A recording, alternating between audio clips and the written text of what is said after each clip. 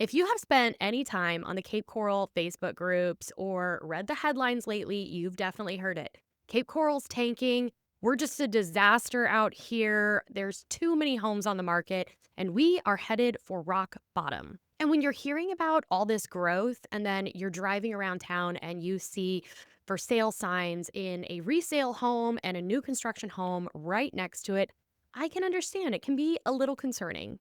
So today, we're not going to give opinions, but we are going to break down exactly what's happening in the Cape Coral housing market. We are going to explain key concepts that many people misunderstand and separate headlines from reality. The first thing that I'm going to do here is set the stage a little bit and talk about this Facebook post that I saw and did comment on yesterday. The poster said they're down here visiting for the winter, thinking about potentially buying in Cape Coral, and they're driving around, and their question was, why do I see so many for sale signs? Like, I'm seeing a for sale sign on all of these existing homes. I'm seeing a bunch of new construction. I'm seeing a bunch of construction that seems halted. What am I missing? And is there something I should be concerned about? So I put together a wonderful response to it, in my opinion. I thought it was very wonderful. And but as I was reading through the rest of the comments, it was the same thing we always hear Over and over again. over and over again. Yeah. The Cape Coral housing market is tanking. Yep. We have an extreme oversupply. We are completely inundated with listings. Nothing's selling. Everything's moving away. Everybody's moving away. Everything's too expensive. Nobody wants to build here anymore. Basically all negative. Yeah. And I'm like, all right, guys, I think we need to settle down. And I even did respond to a few people because the information was just so inaccurate. So let's dive into a few key facts about what is really going on in the Cape Coral housing market to just give you a better overall picture. Let's talk about what reality really is. All right. The first thing that I want to talk about is seller's market versus buyer's market. Yeah. Because that is one thing that I am just seeing thrown around like the crazy. It's a buyer's market. You can get whatever you want, do all of that. Yeah. And I don't really think people understand how seller's market versus buyer's market Exactly is calculated. What that means. Yeah. Yeah. So how we as real estate agents and how, anybody in the real estate market is going to determine that is by months of inventory. So you have X amount of listings on the market, and Y amount is what normally closes in a month. You divide X by Y, that's your months of inventory that you have. Obviously, the more inventory you have, the more of a buyer's market it is. Correct. And the less they have choices, Yep. and the less it's a seller's market. Correct. But this isn't just some ambiguous number or like whatever we decide we want to call it. Just be thrown around as willy-nilly as. No. Yeah. So let's actually facts here. Break it down. 0 to 3 months is a seller's market. Correct. If we have less than 3 months of inventory, sellers have the power because there's just not a lot to choose from. So think COVID years, right? From 2020 to 2023. Couldn't keep listings on Oh the my shelf. gosh. It was Like 5 seconds on the market and they were gone. right? Yeah. Then you have a balanced market, Right. which is 4 to 6 months of inventory. Buyers don't have all the power, sellers don't have all the power. Negotiations are pretty fair.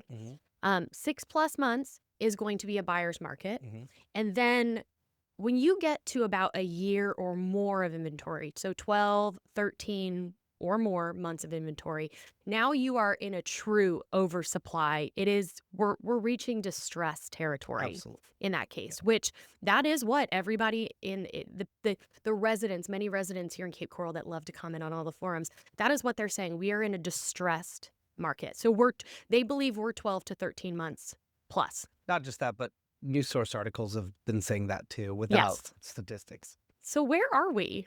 6.5 months. Actually. Oh my gosh. I know. So we're just barely in a buyer's market. Almost barely. just over a neutral market. Yeah, I would say we're just over it. Wow. I know. Shocker there. I know. So I know. it's absolutely crazy to me when people are saying it's an oversupply.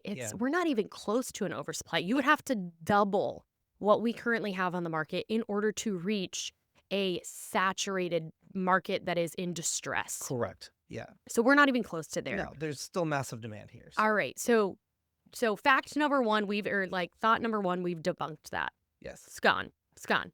Yes, we're in a buyer's market. Yes, but barely, barely.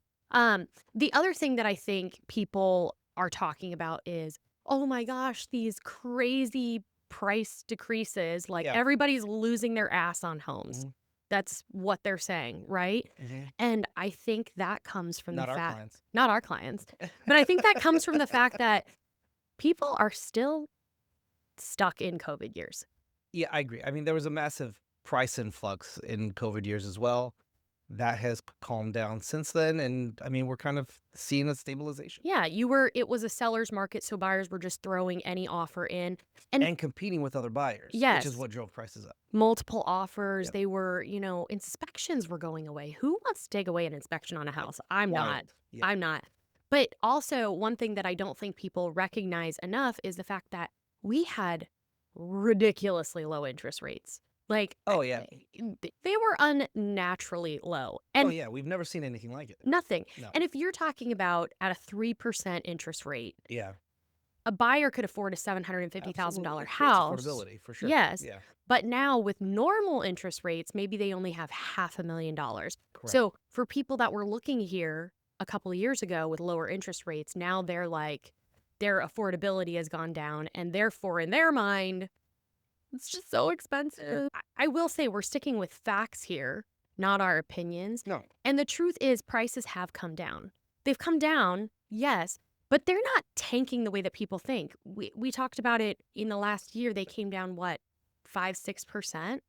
That's not insane. No. That's just they're trying to normalize back to a pre-frenzy Yeah. market. We're pacing actually. Cape Coral's pacing at 2021 prices right now, Yeah, which like is January 2021. yeah. Yeah. So not the surge, right? They're No. just coming back Yeah. down to normal. And I think the return to normal can feel extremely dramatic after all the chaos. Oh, So absolutely. people are looking at the chaos and now they're seeing a more normal market and they're going, "Oh my Oh, God, it's no." they're putting the blame on something that isn't there, right? Correct. And a lot of that fear is being generated by the news articles that they're reading rather than facts like the numbers that we're Mhm. talking about.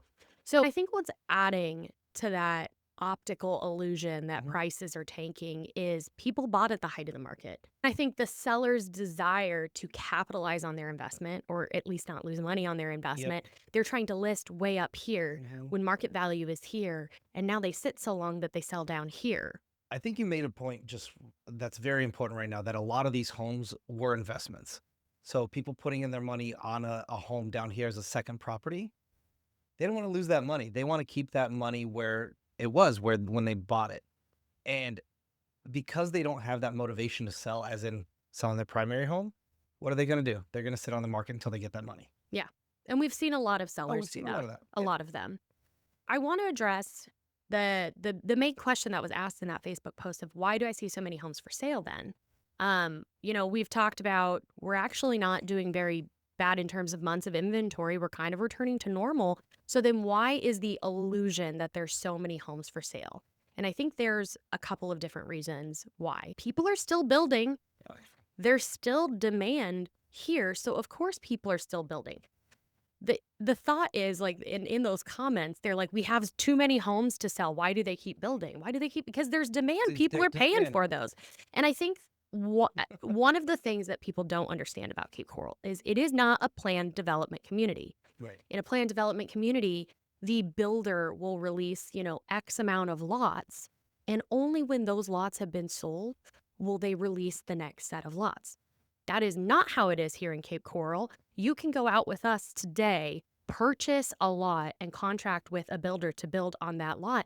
And it doesn't matter. You could choose anywhere, Anywhere. any You could day. purchase a house to knock down and build on top of it without any kind of Yeah. So like you can do that anywhere. when they're blaming the builders, saying there's, when they're blaming the builders that they're building too many houses, I'm like, why don't you blame the people that are purchasing and contracting those houses to be built? Because I think we're finally back to where there's not wait lists for Mhm. homes to be built like there was in 22 and 23, but still, there is still that demand, so people are still building homes. The second thing is resale is back. Oh, absolutely. Resale, we've got more people moving into the market being like, Absolutely. I think we had a stagnant of people got into their homes at a 3% interest rate and then they didn't want to leave because they're like, I have a 3% interest rate. I don't want to lose that. I Yeah. think they're kind of getting over that fear now. Mhm. So resale's coming back. So Absolutely. you've still got houses being built. You have resale coming back. So of course there's going to be more listings on the market. I agree. But the other thing, I always laugh about this because people go around seeing, for sale signs. What I wish we had is bright red just sold signs. Because if they saw the contrast on the street between just sold and for sale, they'll realize that it's actually moving. We're and the other thing is when you jump on Zillow and you see, oh my gosh, there's 6,500 homes for sale in Cape Coral. Well, some of those are way old and you're not seeing what's been sold. So I think the proper way to look at that is, what's happened in the last 120 days. Yeah. And that's a good indicator of what the market is actually doing. Which we're selling homes. We're So selling homes. We've lost multiple homes or pardon me. We've had multiple situations where buyers have lost in a multiple offer situation. which is crazy It's that insane. we're saying that. I thought we were dying out here. I thought the market wasn't doing well. Yeah, it is. And then we have this extra layer that I commented on that I don't think a lot of people think about is he also mentioned there's so much new construction that just looks like it's sitting.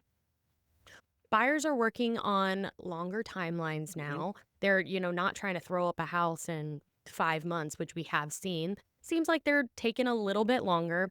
But we also had a very special situation out here in Cape Coral that left its scar. Yeah. It did leave its scar, and that was the Beattie Development situation. What happened out here in Cape Coral was Beattie Development, or Beattie, however you want to say it, because I swear everybody says it differently. I say it differently. Tomato.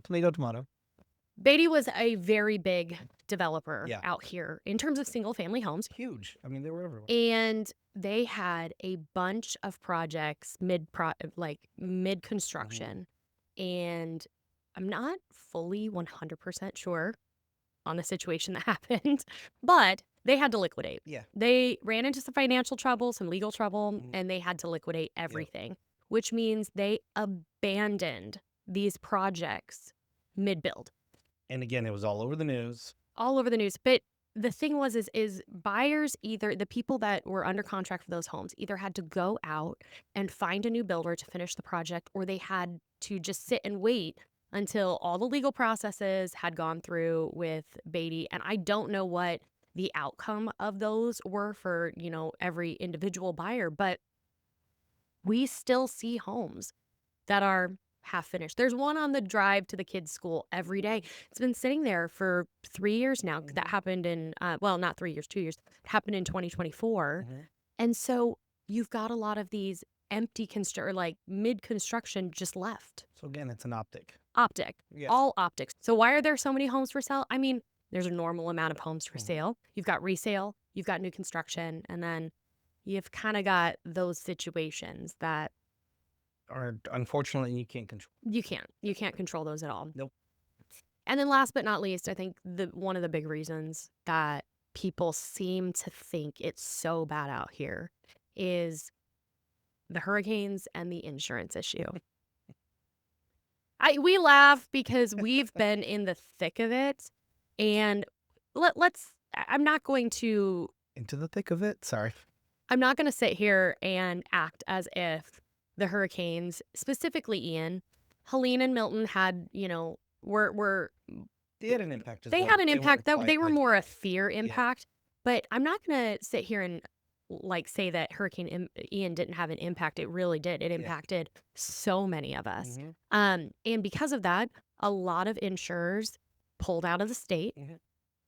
Also, insurance premiums went up because they had to pay out so much on claims, everything. yep.